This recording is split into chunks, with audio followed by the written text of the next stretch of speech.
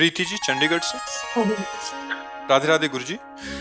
गुरुदेव, किसी अपने के द्वारा विश्वासघात और दिल को चोट पहुंचाने के बाद मन में एक अजीब सी कड़वाहट भर जाती है उसके प्रति, जिससे उसके साथ जो गलत व्यवहार किया है। अगर हमारे साथ कोई विश्वासघात करता है तो हमने किसी के साथ विश्वासघात किया है, हमारा पक्की बात मान लेना, आप संशय मत करना।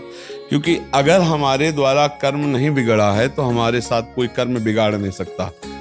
अवश्य में भोक्तव्यम कृतम कर्म शुभाशुभम, इसीलिए कहा जाता है अपने कर्मों को सुधारो। को न काहू के सुख दुख कर दाता, निज कृत कर्म भोग सुन भ्राता।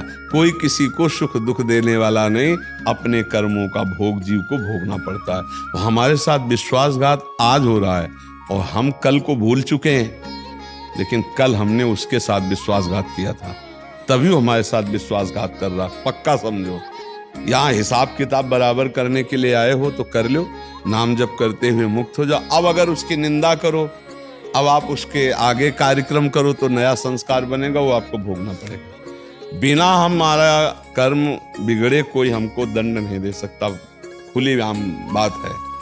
अब हमको ज्ञान नहीं, बोले बेमतलब का उत्तर दे दिए, बोले कि तुम्हारा ही कर्म रहा होगा।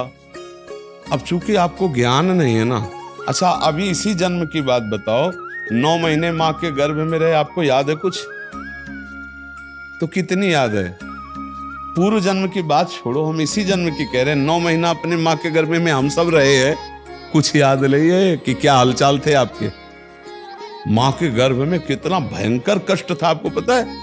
मलमूत्र के बीच में कीड़े की तरह हम थे भाई। मलाशय मूत्राशय है उदर में, और वहीं तो खोपड़ी के बल से हमारा सृजन हुआ है। हमें याद है, बोला एको सेकंड का अनुभव करके बताओ कि माँ के गर्भ में क्या। तो फिर पीछे के कर्म का कैसे याद होगा तुम्हें, जब इसी जन्म का याद नहीं? तो मानना पड़ेगा, बिना कर्म के हमें कोई सुख दुख नहीं दे सकता। अगर जैसे मान लो कोई पुत्र आया, ऐसा पवित्र आचरण करता है, ऐसे कार्य करता है, माता पिता देख देख के सुखी होते नहीं होते। और एक ऐसा आता है कि जन्म से ही कष्ट देना शुरू कर देता है, पैसा बर्बाद करना शुरू कर, पूरा जीवन नरक कर देता है। क्या हुआ? एक कर्म को भुगताने के लिए आया, पाप कर्म को, तो दुख ही दुख देता चला गया। एक आया पुण्य कर्म को भुगताने के लिए, कि उसके आचरण देख देख कर, उसका व्यवहार देख देख कर माता पिता का हृदय शीतल होता है। क्योंकि तुमने थोड़ी पुत्र की रचना की है। सब कोई चाहता है हमारा पुत्र हमें सुख देने वाला बने, तुम्हारे कर्म ने रचना की। अब कोई ऐसे आते हैं कि जन्म से ही बीमारी शुरू हो गई, पैदा होते ही लाखों करोड़ों रुपए खर्चा हुए और फिर इसके बाद पधार गए, रुपया भी बर्बाद हो गया और चले गए। वो अपना कर्जा लेने आए थे। एक आया कि बचपन से कमाना शुरू किया और माता पिता को खूब सुख प्रदान किया, वो आया है हिसाब देने के लिए, वो हिसाब दे रहा।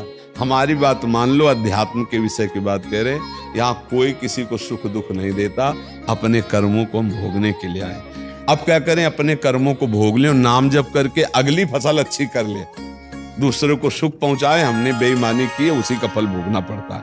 बोले हमारे साथ उसने विश्वासघात किया, तो हमने पक्का विश्वासघात किसी के साथ किया नहीं, हमारे साथ कोई विश्वासघात नहीं कर सकता। क्यों? किसका प्रश्न था? महाराज जी, उसके बाद ये पूछ रहे हैं कि जिसने हमारे साथ गलत किया होता है, फिर जब उसके साथ गलत होता है तो फिर हमें बड़ा अच्छा लगता है कि भगवान ने सही किया। नहीं, उसका कर्म है, तुम्हारे से थोड़ी हो गया। तो तुम्हारा बुरा किया तो इसके बाद उसका, अरे तत्काल थोड़ी किसी का दंड मिलता है। आप देखो कितने ऐसे आतंक फैलाने वाले लोग, दुष्ट स्वभाव के लोग बड़े बड़े अपराध करते हैं और तुमको आनंद में दिखाई देते हैं, बड़े सुखी दिखाई देते हैं। वो तत्काल थोड़ी, एक किसान फसल बोता है तो 4-5 महीना लगता है भैया। एक आदमी कत्ल करता है तो उसको 2-4-6 महीने लगते हैं न्यायाधीश को सजा देने के लिए। तो ये सरकारी काम है। अब आपका कोई बेईमानी की और तत्काल उसका एक्सीडेंट हो गया, हाथ पैर टूट गया, तो आप समझते हो कि आपका करने नहीं, उसका वो कर्म संयोग चल रहा है। तुम्हारा कर्म संयोग तुमको भुगतना, उसका कर्म संयोग। क्या एक भक्त को ऐसी भावना भी नहीं आनी? नहीं करनी चाहिए, नहीं। उसको भगवत प्राप्ति में बाधा होती है, स्वयं के बाधा होती है। जो हमारा अपमान करे, जो हमारे साथ धोखा करे, अगर उसको कष्ट पड़े तो हमें भगवान से प्रार्थना करनी चाहिए, प्रभु उसकी बुद्धि शुद्ध कर दो, उसका मंगल करो नाथ, आप तो मंगल भवन है। तो उससे क्या होगा, उसका मंगल हो कि ना हो, आपका मंगल हो जाएगा। और आपको अच्छा लगा भोगा ना, तो वो भोगेगा जो भोगेगा। अब आप जो नया कर्म कर रहे हैं ये आपके लिए बहुत महंगा पड़ जाएगा। इन बातों को कोई समझता नहीं ना, ये अध्यात्म का विषय है। उसको बड़ा सुख मिलता है कि देखा ना अपने कर्म का फल भोगा। और आप ये जो अब नवीन आपका चिंतन बन रहा है, दूसरे के प्रति द्रोह बन रहा है, द्वेष बन रहा है, ये आपको जलाएगा।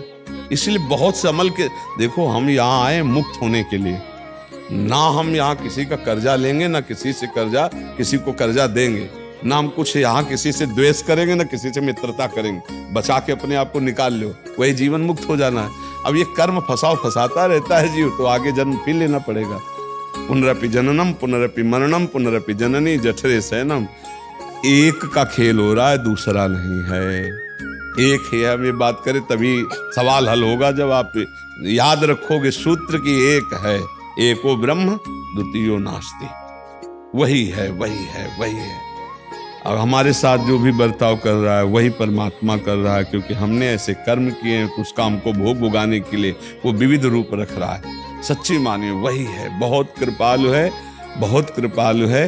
जो भी वो कर रहा है हमारा परम मंगल कर रहा है। हमें दूसरे भाव में आकर के अमंगल मनाना, हम अपने प्रभु का अमंगल सोच रहे हैं, हमारे ही प्रभु उसके अंदर बैठे हुए हैं। अच्छा, प्रभु निकल जाए तो शरीर बेकार हो गया, तो हम अपने प्रभु के लिए तो सोच रहे कि अच्छा बुरा है, भोगे। अरे वो प्रभु की फिर आराधना क्या करना अगर दूसरे के लिए बुरा सोचे। प्रहलाद जी को जब भगवान प्रसन्न हुए तो प्रहलाद जी के हृदय में एक दुख था। उनका प्रभु कैसा भी हो है तो मेरा पिता, और आपसे द्रोह किया और आपने उससे मारा, प्रभु क्या उसकी सदगति हो जाएगी उसने आपको? तो उनका बेटा, तुम्हारे जैसा पुत्र जिसके हुआ है उसकी सदगति अगर 21 पीढ़ियां होती तो तर जाती, तो है तो 21 पीढ़ियां ही नहीं है, क्योंकि वो तो सृष्टि के नजदीक ही है, भगवत पार्षद स्वरूप है सृष्टि के नजदीक। कहा तुम्हारे जैसा पुत्र लेकिन प्रहलाद जी के हृदय में था ना कि मेरे पिता का उद्धार होगा कि नहीं, कल्याण होगा कि नहीं, क्योंकि प्रभु से द्रोह कर, भक्त के हृदय में द्रोह करने वाले के प्रति भी कल्याण भाव रहता है। और कितना सताया था हिरण्यकश्यप ने प्रहलाद जी को, पर प्रहलाद जी जब भगवान मिले तो बात क्या की कि मेरे पिता का कल्याण होगा कि नहीं, क्योंकि वो आपसे द्रोह करता था। तो उनका जिसे आप जैसा पुत्र उसका कल्याण नहीं, तो भगवान ने आंतों की माला डाल रखी थी उसके हिरण्यकश्यप की। तो ऐसे मान लो प्रश्नवाचक दृष्टि से देखा कि तब उनका इन आंतों में अन्न पचा वीर्य बना, और तेरे जैसा माँ भागवत इसलिए मैं माला पहने हूं आंतों की। बड़ा भयंकर रूप नरसिंह भगवान का था, फाड़ के हाथों की माला डाल। भगवान उन हाथों का आदर कर रहे हैं गले में डाले हुए कि इससे भक्त पैदा हुआ था, अन्न पचा था, वीर्य बना था इन्हीं हाथों से, तो ये भक्त पैदा हुआ था। वो हाथे परम पवित्र हैं। तो आप समझो भक्त का क्या स्वभाव होता है कि अपना अहित और अमंगल करने वाले का भी कल्याण होगा कि नहीं होगा, ये भगवान से पूछे। मतलब भाव यही था कि इनका कल्याण हो जाना चाहिए। तो हमको वही करना जो अपने गुरुजन बड़े भगत जन करते चले आ रहे हैं कि जो हमारा अपमान करत जे अनसहन निंदक तीनों पे अनुग्रह करें। भगवान इसको कभी दुख ना हो, गलती है उसकी, आप बुद्धि शुद्ध कर दो, आप बड़े हो, ज्ञान समुद्र हो, क्षमा कर दो नाथ, उसका मंगल हो। ऐसा भक्तों को पाया गया स्वभाव, तभी भगवान उनके अधीन हो गए। ऐसा नहीं पाया गया कि आप कष्ट भोगो, और भोगते हुए कष्ट देखकर वो भक्त के हृदय में दुख होता है। पर दुख द्रवई तो संत पुनीता, अरे भगवान इसको क्यों कष्ट मिल गया। ऐसा हम किसी के भी कष्ट को देखकर हर्षित ना हो, ये हमारी साधुता या भक्ति नहीं है। दूसरे के दुख में दुखी होकर तत्काल हमें उपाय सोचना, क्या कर सकता हूं कि इसके दुख को मिटा दूं। अब मेरे पास तो कोई सामर्थ्य नहीं, तो हे भगवान इनके दुख का शमन करो, ऐसा व्यवहार रखना चाहिए।